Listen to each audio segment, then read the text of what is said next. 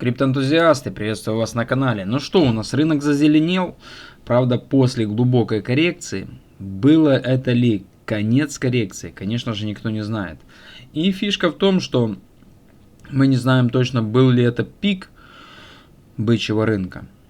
Эйфория у нас вроде бы как была такая небольшая. Люди продавали квартиры, залаживали в крипту, но открывая графики, мы не видели никакой, конечно же, эйфории по некоторым монетам, потому как вообще просто все укатано. Трамп, конечно же, дал возможность шортить рынок, киты шортили, обычные люди остались с монетами на руках, без денег теперь и не знают, что с ними делать, конечно же. Ну, как говорится, как бабка у разбитого корыта сидят. Ну что у нас, биточек сегодня 2,6%.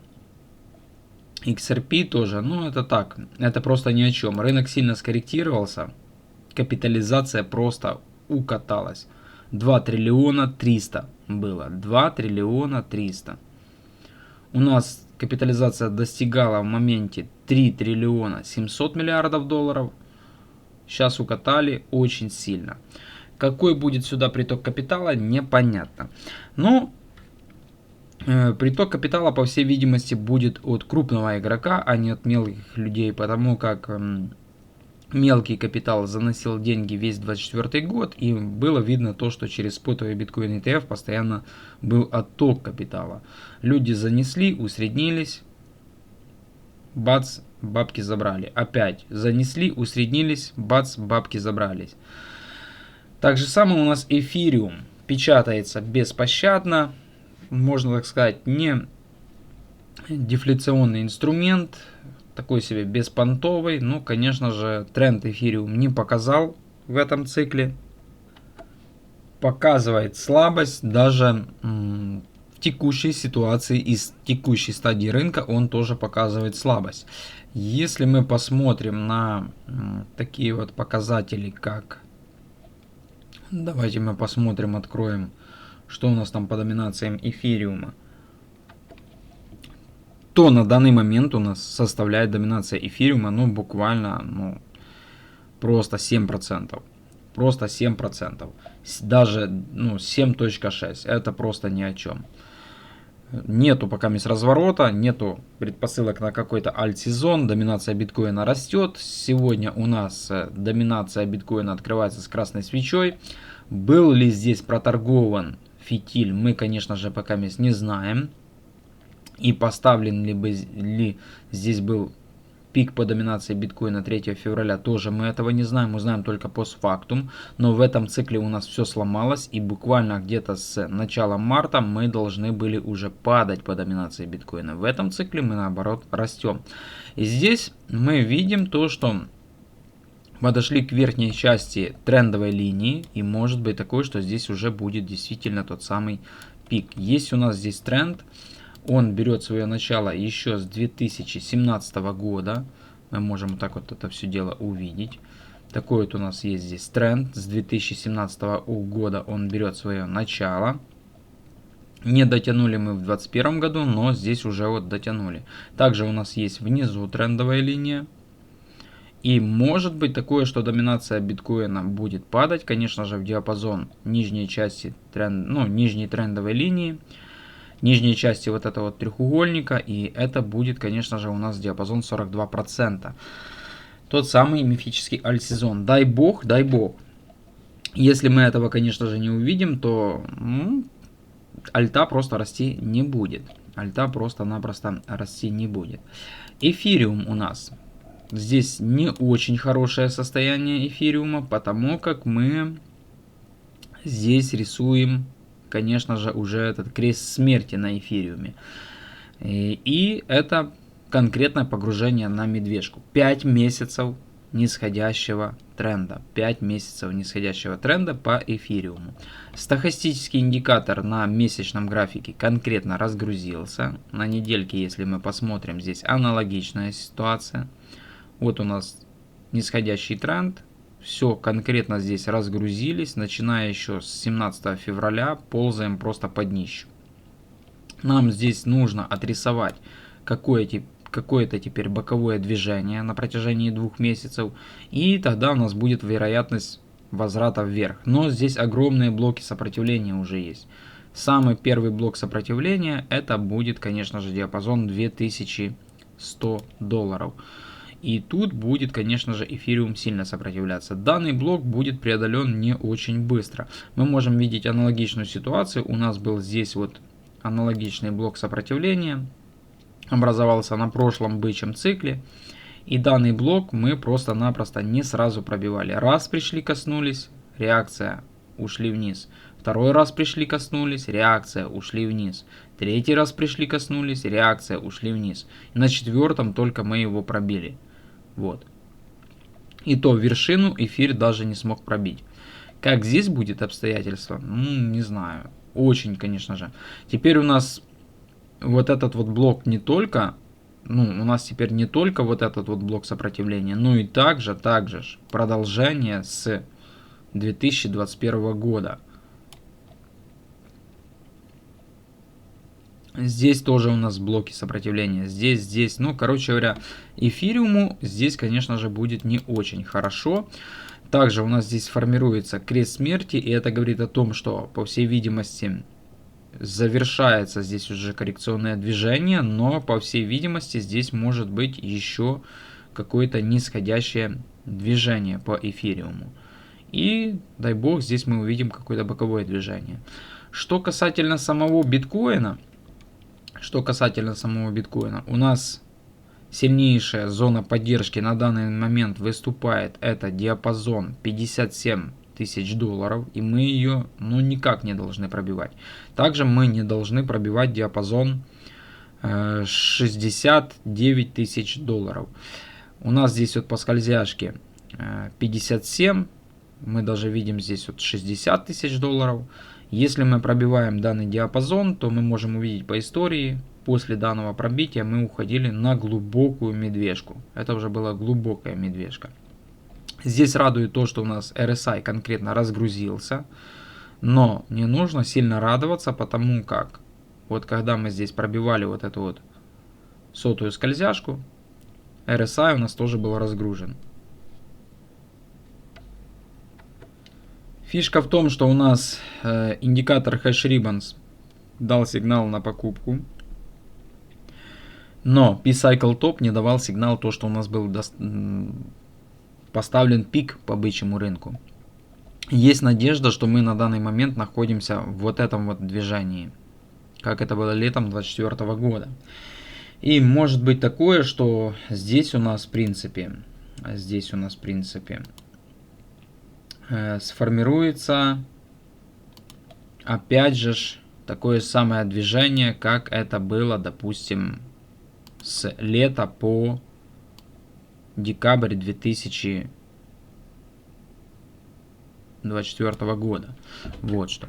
Но это будет, наверное, все-таки не в декабре месяце. Мы, наверное, здесь можем пробыть вот так вот до середины лета. И на осень поставить еще одну вершину. Это будет один самый таки положительный сценарий на крипторынке. Но фишка в том, что у нас стохастик показывал здесь конкретную перегретость.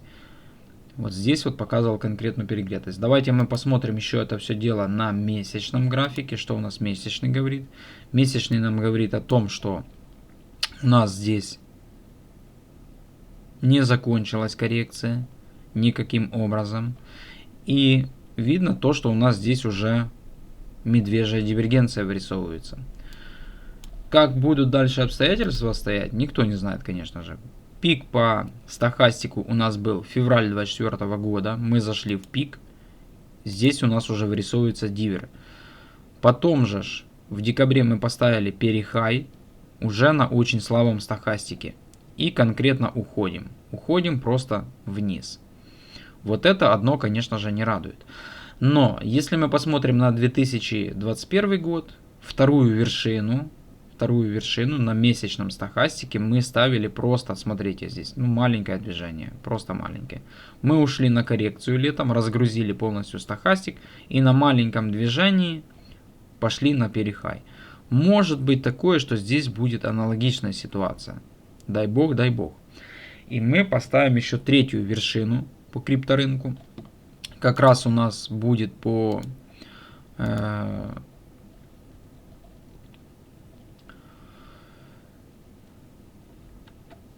модели Stock to Flow. Здесь у нас будет желтая зона и та самая эйфория и альт-сезон. И может быть такое, что в этот момент эфир относительно биткоина тоже, конечно же, развернется. Пережили мы коррекцию или действительно погружаемся на медвежий рынок, это, конечно же, еще непонятно. Все эти, конечно же, все это мы увидим уже постфактум, когда у нас все произойдет. А произойдет это только тогда, когда мы пробьем, допустим, 68 тысяч долларов, 69, и уйдем ниже, здесь вот закрепимся, и это уже будет говорить точно, что мы уже находимся и погружаемся в конкретную медвежку. В принципе, вот так вот. Такой вот у нас цикл получился в этом периоде времени, можно так сказать, потому что мы не видели той самой эйфории. Если мы откроем большинство монет, они просто валялись на днище, не было особо никакого альт-сезона. Да, конечно же, выборочно какие-то пару-тройку там монет отстреляли. В основном все монеты можно было шортить. Трамп этому, конечно же, способствовал. Он разрешил шортить, дал сильнейшую волатильность. Главу SEC убрали для того, чтобы дать такую волатильность. Шортисты, конечно же, заработали.